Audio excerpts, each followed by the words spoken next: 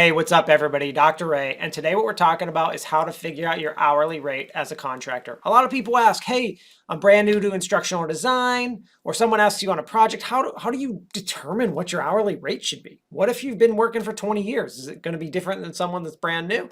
I'm going to talk a little bit about how to figure it out. I'm going to give you an equation for figuring it out, and then I'm going to talk about how you adjust based on that number that you've come up with. All right, so let's start out. The first thing that we're going to do is we're going to talk about the equation that you use to figure out your hourly rate. Now look, if you're a beginner and you've never even worked on a project before, don't worry, I'm going to help you. Just stay tuned. And if you have 20 years of experience, this video is for you too. All right, so we're going to show an equation. Now keep in mind, this equation is not going to change. I mean, it could, but it hasn't changed in over 20 years that I've been in the field. And I don't expect it to. Now, some of the numbers that I give you, because I'm going to give some examples, they're going to change as inflation and things increase and decrease and stuff like that. But the equation that I'm giving you, this should be relevant in 5, 10, 15, 20 years from now. All right, first thing, let's show the equation. All right, so what you can see is basically there's this equation up on the screen. I'm going to explain how I got it, where it comes from, how to use it. It's actually really simple to use.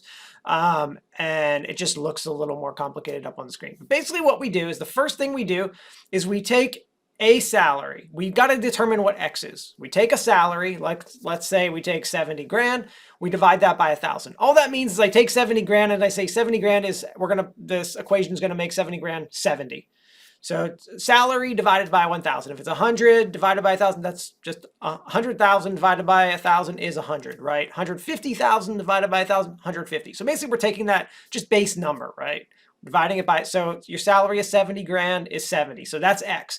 Then we plug it into this equation. The first thing we do is see X times 0.3. Because what we're doing is we're trying to take 30% of the salary, and I'll explain what that means in a minute.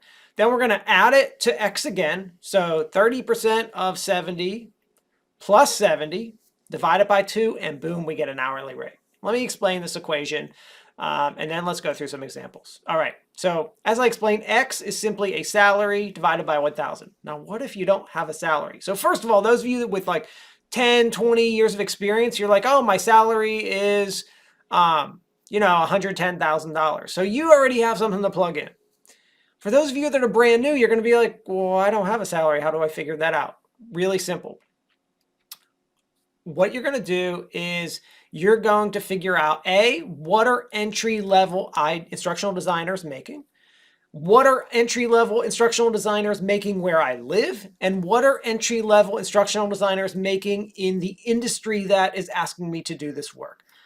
Take an average of those numbers and you have a base, nice salary to work with. If you were talking right now in corporate today, 2022, somewhere in the $70,000 to $80,000 range is the average of corporate. Government maybe is a little higher than that. Education, a little lower than that.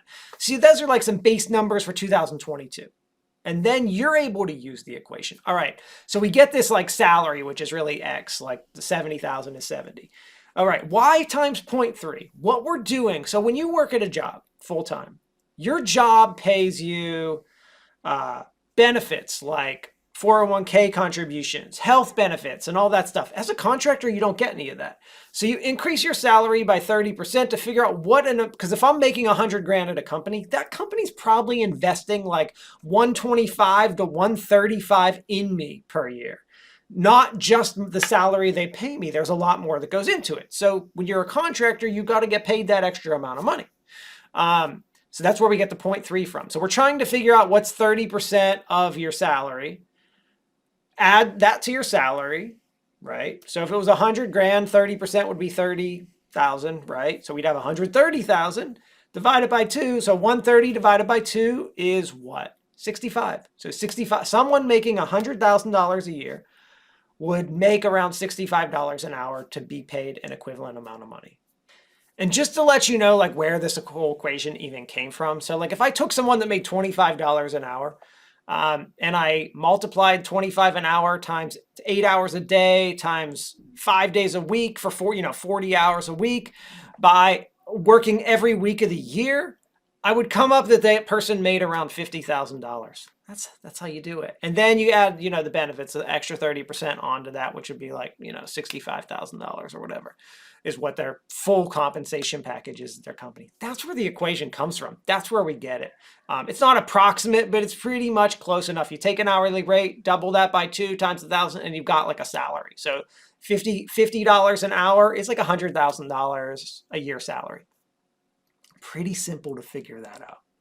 All right, so let's talk about some examples, and then let's talk about how you adjust this. So, for example, someone making, let me talk about the things that cause you to adjust a little bit, and then let me show you the examples. All right, so the first thing that changes, so we took that $100,000 person, right? They make 130 total with their benefits package, and divided by 2 is like 65 an hour. What we got to look at is the type of business and location. So like, let's say I'm working, there's a huge difference between getting a contract position from Microsoft or Amazon and like a local nonprofit organization. In the types of money they can pay you and the demands and stuff, going to be huge. So that, and where it's located, like those have a huge impact on how much someone can pay you. So like the local nonprofit, you're going to start to decrease how much you're charging them. The Microsoft, you're going to increase how much you potentially charge them. What kind of work are you doing? Are they asking you to do like some basic ID work that's going to involve like Camtasia, Articulate, Captivate kind of stuff? Or are they asking you to do like help them with strategy and write like proposal and do evaluation and front end analysis, which is going to cost a little more? So depending on the type of work you're doing. Next is your experience level. Like if you're brand new, you're going to start to bring those numbers down versus someone with 10 years of experience. They're going to pay you a little more for your knowledge. Expenses that are going to, what kind of expenses are you going to have on the project? So for example, are they going to require you to buy software, hardware? Are you going to need to travel or anything like that? Figure that out and adjust that in that salary, the hourly rate. Then how bad do you want it? For example, if this is like you're trying to get a project, like your first project ever, and you're pretty desperate to get it, and you might want to go down just a little bit to hope that you get it, right? You might need it. But if you're like swimming in projects and you just don't need it, you can go up like quite a bit and say like, if you're willing to pay, I'll do it, but I don't need this. So those are things to consider when you start trying to figure this out. So let's use another example. Let's use the entry-level person. So the entry-level person, you're making 70 grand a year. It's about like the average corporate higher ed type rate right now is like 70 grand. So we take this person making $70,000.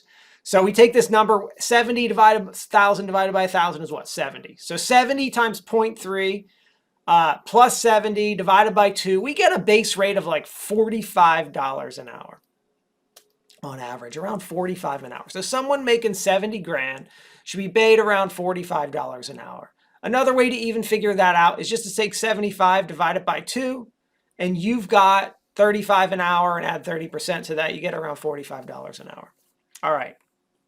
So we take this $45 an hour and I look at the type of business. Microsoft, I'm probably going to try to get like $55 an hour, $60 an hour. Local nonprofit, and I have no experience and I just really need a project for my portfolio, I might go down to like 30, 35, like $40 an hour that doesn't have much money. So you got to consider all that kind of stuff when you're trying to figure this out.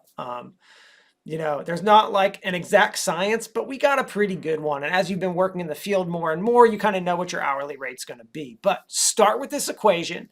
Take those things into consideration, the salaries in the field, what you would expect to get, and use the equation to actually figure out how much you should be getting. All right? Pretty simple, right? Look, if you have any questions, please let me know. Let me know in the comments.